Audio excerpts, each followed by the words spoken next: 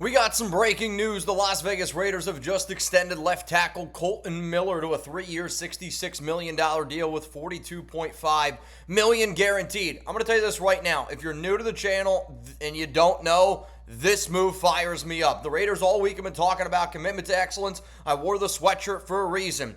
The proof of extending Kolton Miller is proof of commitment to excellence. And coming up here on today's show, I'm going to tell you why I think it's a great move for Las Vegas. Quite frankly, I can't even believe it'd take this long for this regime to extend Kolton Miller, but bottom line is this. Alex and I, we literally just sat down, we started eating dinner, but breaking news happens, and when Las Vegas Raiders do something, I'm going to do my best here to keep you guys up to date. So make sure that you hit that subscribe button, make sure you turn on those notifications, because when the Raiders do something, I promise you, I'm going to keep you up to date. So what we're going to do here is I'm going to go through and kind of just illustrate why I really like this move for Las Vegas, and I have 5 big reasons why. The first reason why I think it's smart, Kolton Miller is still a legit left tackle in the NFL. I know that there was some question marks last season with his shoulder injury, which kind of limited him, in July, even kind of going into August a little bit, and he wasn't very good weeks 1 through 5. I bet you Kolton Miller would be the first person to tell you that. But weeks 6 to 18,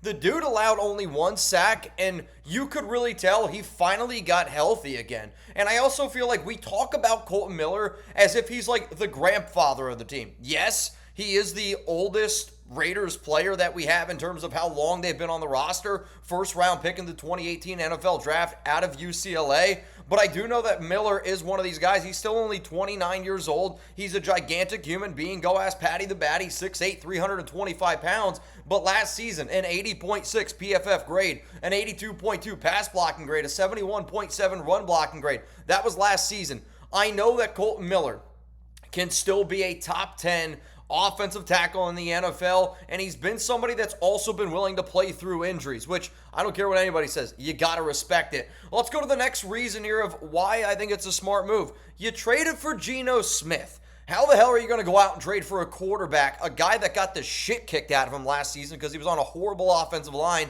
with the Seattle Seahawks, and you're not going to protect his blind side? I love me some DJ Glaze, but that's a second-year guy, and you want to have his right tackle spot obviously sealed off. But going into the draft, one of the big question marks was, are you going to take an offensive tackle? The Raiders had an opportunity to go get Armin Membu. They obviously ended up taking Ashton Genty. I'm fired up about Genty, but I think one of the things that we would have talked about if Kolton Miller would not have been part of the long-term plan is somebody, like Charles Grant ready to step up. I want to see Charles Grant succeed, and I hope that he does, but you needed to extend Kolton Miller because you just traded for Geno Smith, and you gave him a 2-year contract extension. So how the hell are you going to extend your quarterback and trade for one if you're also not going to lock in your blind side? That's the reason this deal needed to get done. Another reason, we could talk about Christian Wilkins if we want here, but I want guys that want to be Raiders.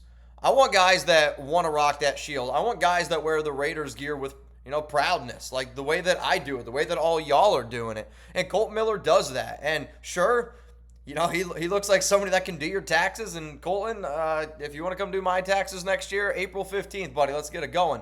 But there is that part of him of like he wants to be a Raider. He made it very clear this offseason, wants to be a Raider. I've talked to Kolton in the DMs multiple times, wants to be a Raider. He was cool enough to show up to a charity event 2 years ago when I did a competitive eating contest with, Jermaine Illuminor, no longer a Raider, but he pulled up anyway. I didn't ask him, and he did the competitive eating contest for charity because he's a good human being. And the Raiders need really good football players that are also really good human beings. So I think about a guy like Kolton Miller, and he wants to be a Raider, and one of the best ways that he showed you was in non-mandatory events. He shows up, right? Like, you got players all the time now that are sitting out for XYZ. He had $0 million guaranteed on his contract. And when a player of his stature's got $0 million guaranteed and only 1 year remaining, and when you look at how much money he was making, $12 million in terms of like salary cap hit, it's very easy for the Raiders who have a lot of money in salary cap space to make it happen. And he didn't get frustrated. He showed up and he showed up and he showed up, and now the Raiders rewarded him for it, and I freaking love that. The next reason I have down here is, again, you had the money to do it. And if you have the money to do it, quite frankly, if you have enough money to just cut ties with Christian Wilkins, and I get it, I told myself I wouldn't talk about it, but in my mind, if you have enough money in your own mind to cut ties with Christian Wilkins and eat all that guaranteed money, how do you not have enough money to go out and extend a guy like Kolton Miller, who's been super loyal to this team and has showed you that he wants to play? Hell, why don't we go out and extend Jakobi Meyers? I know it's in the Jakobi Meyers video, but there's not guys like Kolton Miller and Jakobi Meyers who,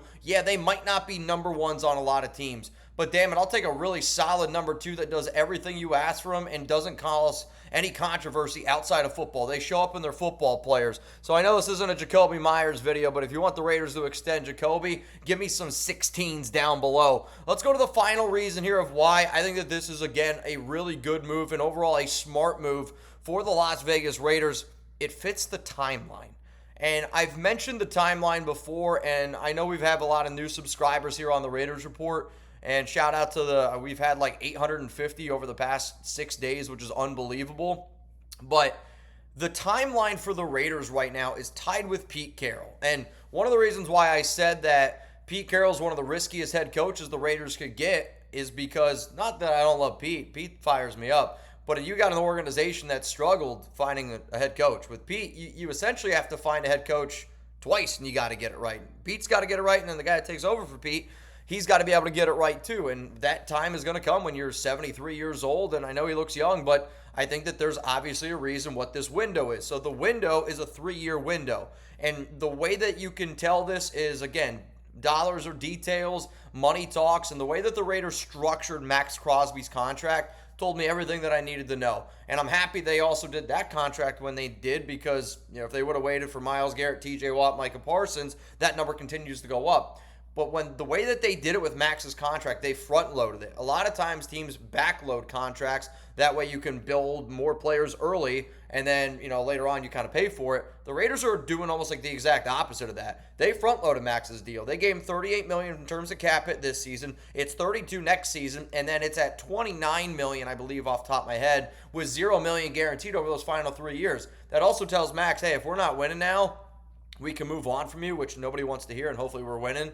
But I think it also shows that the Raiders said, you know what, I want to be a good team. And Pete said it. We're going to go out there, we're going to compete 9, 10 wins. Like, I've won a lot of 10-win seasons. But you're also building something for the future. So your goal is to be a 10-win team now. Well, let's be a 10-win team now, and maybe we make the playoffs, maybe we don't. But we have something to build on. Year 2, 2026, Max's salary cap goes down a little bit. And then, you're sitting there and you're going, all right, well, can we get to an 11-win team? Can we get to a 12-win team? Third year, Pete Carroll's final year, because remember, he's got that 4th-year option. So if I'm Pete Carroll, the best I'm trying to be, because I also want to get an extension, is in the year of 2027. Max's deal also goes down to $29 million. But then you also have to look at all the players that I would sit up here and I would call them pillar players, building block guys that are essential to getting, the compete mentality, the John Spytek image, the Tom Brady team, whatever they're trying to create in their mind. You got to push that forward. One of the biggest moves that they did early on was the extension of Adam Butler. I love me some Adam Butler, and he was my number one player I wanted the Raiders to bring back because he makes everybody else around you better. He does. Bring him back, Adam Butler, on a 3-year deal. So again, 3-year, that's the key number, because Kolton Miller's extension, 3-year, that ties Miller with, Pete Carroll. So he's in that 3rd year, no doubt about it. And then you're hoping that, he ends up coming back there for that 4th year. But it ties it all together. And I think that's my big message here. But overall, the Raiders are doing what is smart because they're building for the long term. And when you bring in Pete Carroll, you have to build for the long term. So you brought in Adam Butler on a 3-year deal. You gave Max Crosby, obviously that 3-year extension. He's got 5 years in total. Max is tied to John Spytek. John Spytek, 5-year deal. Now, Geno Smith had 1 year, give him a 2-year extension, 3 years.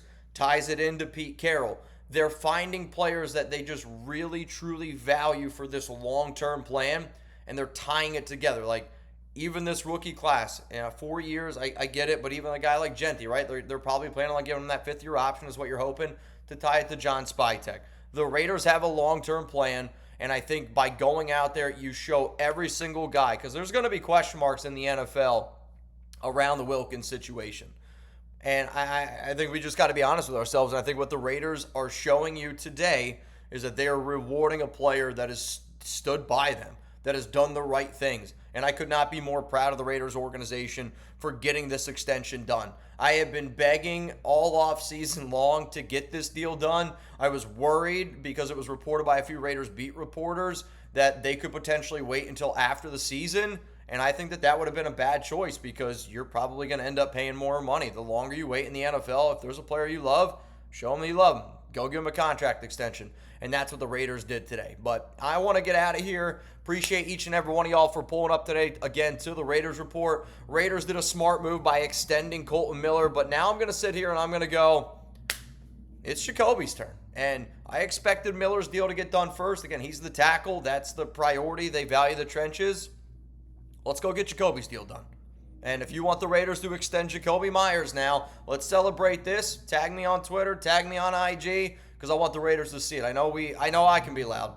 I also know that we can be loud, and I'm very, very proud of that. Peace out, y'all. Oh, actually, one more thing before I get out of here. I am going to be live tomorrow over on our YouTube channel over at Chat Sports. It's got 413,000 subscribers. I'm going to be live over there for the Hall of Fame game. Lions up against the Chargers. I think it's going to be a really fun matchup. Some really good quarterbacks. Trey Lance, which is, you're going to watch preseason games for the quarterbacks. Trey Lance, DJU, maybe we see a little bit of Taylor Heineke. I don't even know, right? But I'm really excited. Hendon Hooker. It's going to be, honestly, I think it's going to be a really fun game. But pull up tomorrow. We're going to be doing a jersey giveaway. I'll put the link for you guys down in the comments, down in the description of today's show. But if you plan on watching the Hall of Fame game anyway, might as well pull up here and watch it with me. Not on the Raiders Report. Again, Chat Sports YouTube channel. See this hat? Raiders Report by Chat Sports. I'll be over there. All right, y'all. Peace out. Kolton, congratulations, dude.